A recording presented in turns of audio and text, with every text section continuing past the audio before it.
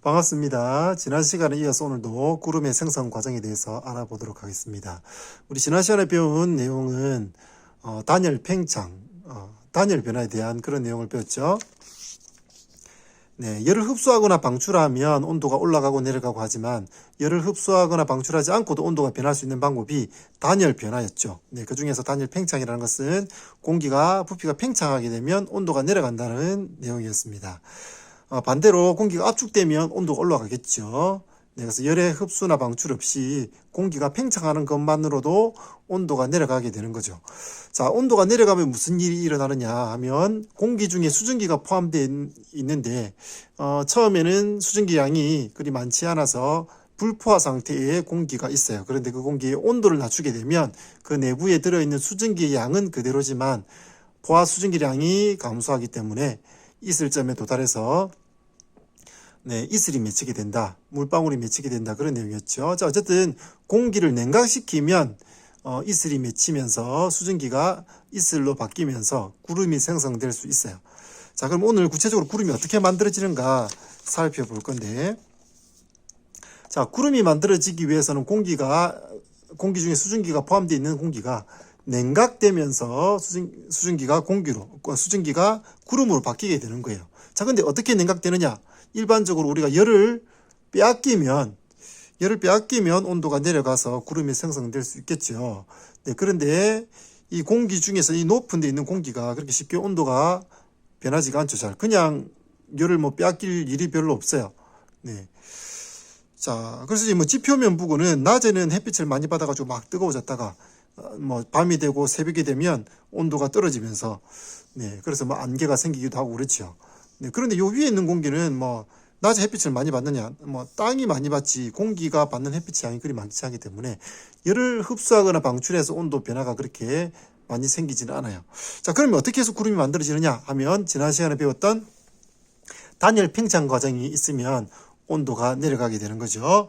자, 단열 팽창이 어떻게 일어나느냐 그 과정 오늘 살펴보는데, 자, 일단은 공기가 상승하면, 아래에 있던 공기가 위로 올라가면 단열 팽창이 일어나요. 자, 올라가면 왜 단열 팽창이 일어나느냐? 공기가 누르는 압력을 기압이라고 하죠. 공기가 땅에서부터 높은 하늘까지 공기가 많이 쌓여 있어요. 그럼 이 공기가 중력에 의해서 아래로 눌러지게 되겠죠. 이렇게 눌러지게 되면 제일 아래쪽에 있는 공기가 압력이 제일 크게 되는 거예요. 자, 그 위로 가면 압력이 적죠. 자, 우리가 친구들 장난치느라고 어릴 때 보면 땅바닥에 애 한 명 누워있고 그 위에 또 폭에 눕고 이렇게 여러 명이 폭에 누울 수 있죠. 그러면 누가 제일 힘들까요? 네, 제일 밑에 깔린 애가 제일 힘들겠죠. 꽉 눌러가지고 엄청난 압력을 느끼게 될 거예요. 자, 그것처럼 공기가 지구 표면에부터 이렇게 쫙 쌓여 있는데 그 중에서 제일 아래쪽에 있는 공기가 위에 있는 공기에 눌러지는 압력을 받기 때문에 여기 지표면 근처 아래쪽에는 공기의 압력, 기압이 높아요.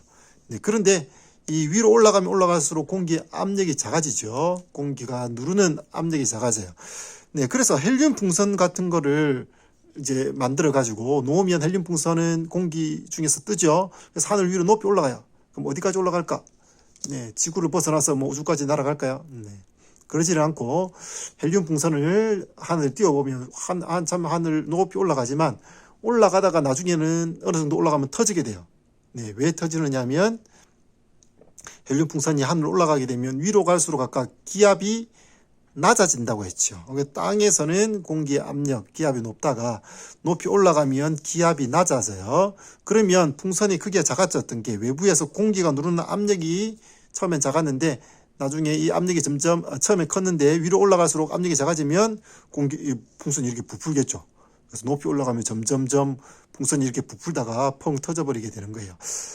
자, 이처럼 바닥에서는 공기가 누르는 압력이 크고 위로 올라갈수록 공기가 누르는 압력이 작아져요.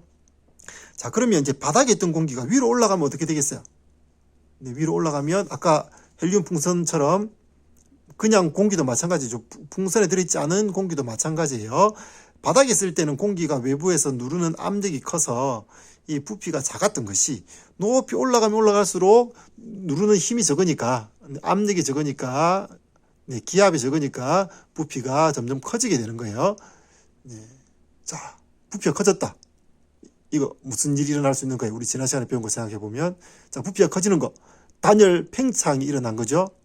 네, 단열 팽창. 열을 흡수하거나 방출하지 않았지만 어쨌든 부피가 커지면 팽창이 일어났으니까 온도가 어떻게 되겠어요? 그렇죠. 온도가 내려가게 되겠죠. 자, 그래 정리해 보면, 자, 땅에는 네, 여기는 기압이 높아요. 네, 기압이 높고 여기 위로 올라가면 갈수록 네, 기압이 낮죠. 자, 그러면 여기서는 외부에서 누르는 압력이 크니까 네, 부피가 작아요. 작을 숫자. 여러분 한자 적어는 잘 알아요? 네. 모르겠으면 부피가 작다 이렇게 적으면 되겠죠, 여러분은. 자, 그리고 이 위로 가면 기압이 낮아지니까 어떻게 돼요? 부피는 네, 부피가 크다. 큰 대자를 썼어요. 자, 그래서 부피가 작고 이거는 부피가 커요. 네, 이렇게 부피가 작았다가 이렇게 점점 커지게 되니까 어떻게 되는 거예요? 이런 현상이 지난 시간에 배웠던 단열 팽창이죠. 네, 단열 팽창이 일어나면 네, 어떻게 돼요? 온도가 내려가죠. 단열 팽창, 온도 하강. 네, 올라가면서 부피가 커지니까 온도가 내려가요. 자, 온도 내려가면 어떻게 된다 했어요? 네, 그러면 아까는 불포화였던 공기가 이제 포화 상태가 되면서 네, 상대 습도가 100%가 되면 물방울이 맺히기 시작하겠죠. 수증기가 물방울로 맺히기 시작하는 거예요. 그러면서 구름이 형성되는 거죠. 자, 어떻게 구름이 형성되는지 이거 과정 알겠어요? 네, 어쨌든 이렇게 바닥에 있던 공기가 하늘 높이 올라가면 공기의 압력이 작아져서 부피가 팽창하게 되고 그러면 네, 단열 팽창에 의해서 온도가 낮아지면서 구름이 생성된다. 네, 그런 내용이 되겠습니다. 자, 구름이 생성될 때 또 다른 한 가지 조건이 있는데 여기 보면 응결핵 이런 얘기 나오죠. 응결핵. 자, 공기 중에 아무것도 없이 그냥 공기만 있는 것보다는 뭔가 먼지라든지 네, 이런 먼지 입자 같은 것들이 공중에 떠 있으면 좀 더 응결이 쉽게 일어날 수 있어요. 자, 지난 시간에 선생님이 여기 구름 발생 실험 있었는데 그 실험에서 영상에는 뭐 향을 안 넣었지만 교과서에 향을 넣으라고 돼 있죠. 향을 넣는 이유에 대해서 선생님이 저번 시간에 얘기했어요.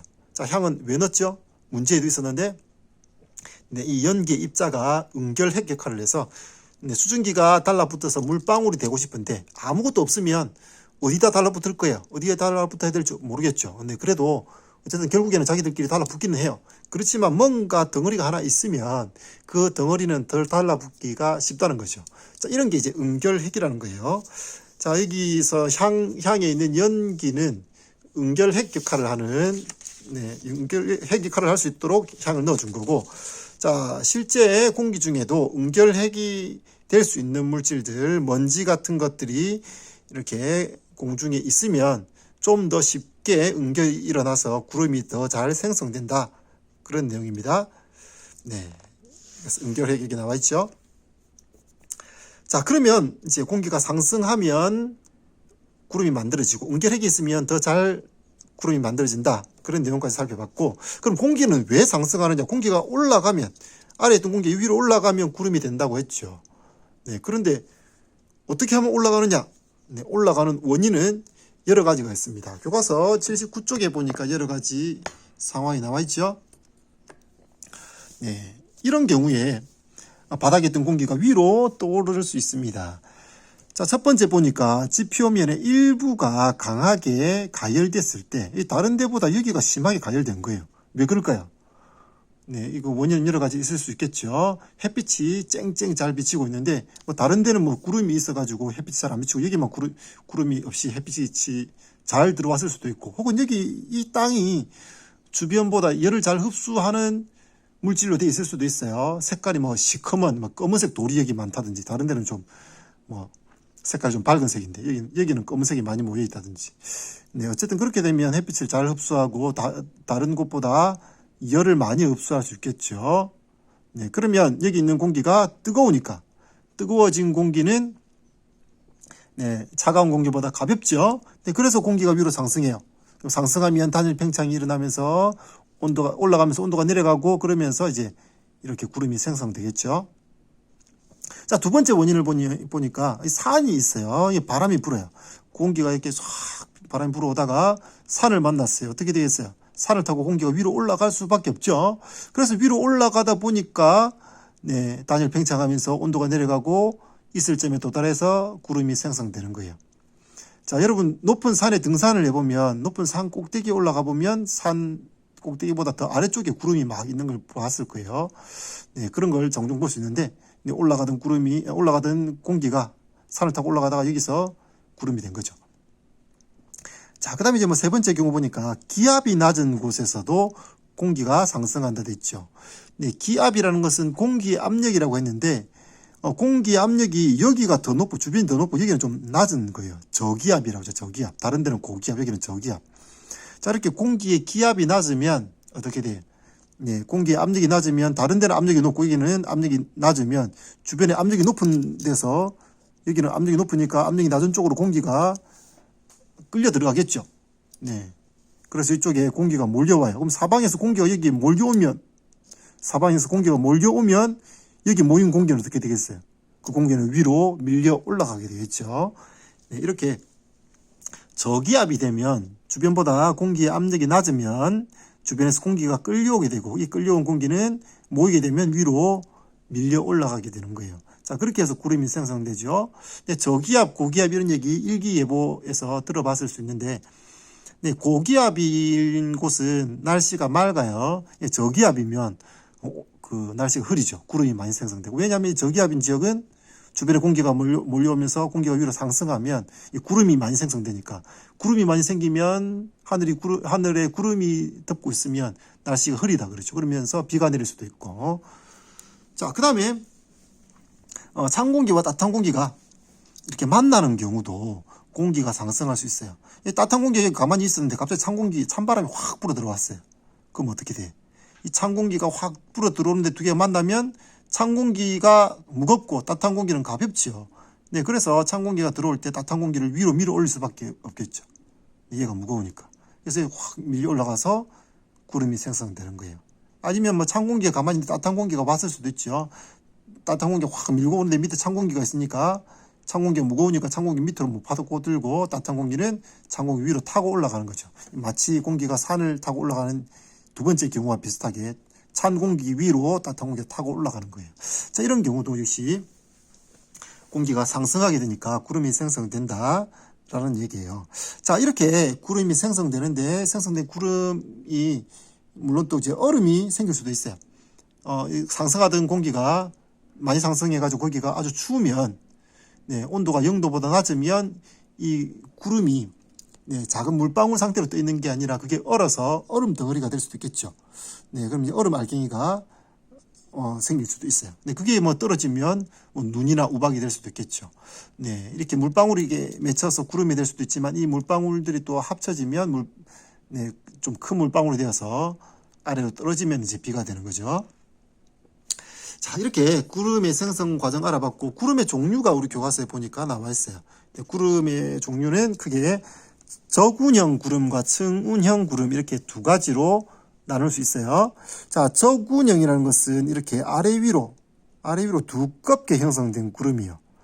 네, 적자는 무슨 적자냐면 쌓을 적자예요. 여러분 한자 중에 쌓을 적자 잘 모르겠지만 네, 쌓을 적자예요. 어쨌든 적군형 이 쌓을 적자가 어디에 쓰이냐면 뭐 자동차에 보면 적재함 있죠. 적재함. 짐을 실는 차에 뒤에 짐 실는 칸을 적재함이라고 해요. 적재한다는 것은 짐을 그렇게 쌓아 놓는다는 거죠. 그럴 때 이제 적재함. 저군형 구름은 그 한자 똑같은 한자예요. 구름이 차곡차곡 위로 높이 쌓여 있다 이런 얘기예요. 높이 쌓여 있는 구름, 저군형 구름. 자, 그다음에 이제 측운형 구름은 층이 져가지고 이게 아주 얇은 층이 만들어진 게 측운형 구름이에요. 얇게 넓게 퍼진 게 정운형, 저군형은 이렇게 사이로로 굉장히 높이 쌓여있는 구름은 저군형이 되겠어요. 자, 그래서 여기 보니까 교과서 설명이 나와 있죠. 공기 덩어리가 빠르게 상승하는 경우에 위로 솟은 모양의 저군형 구름이 생긴다. 돼 있죠. 그 다음에 천천히 올라가게 되면 이제 옆으로 넓게 퍼진 측운형 구름이 생성된다. 네, 이렇게 구름의 종류는 저군형, 측운형 이렇게 두 가지가 있습니다. 자, 오늘 여기까지 합시다. 다음 시간에 봅시다.